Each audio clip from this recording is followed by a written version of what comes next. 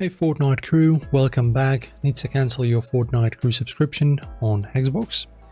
I'm sharing the fastest steps to stop that 11.99 monthly charge and keep your V-Bucks safe.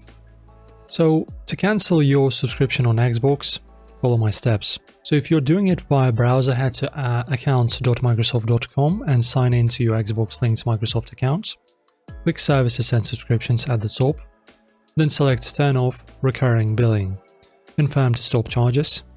On Xbox console, press the Xbox button, go to Profile and System, Settings, Account, Subscriptions.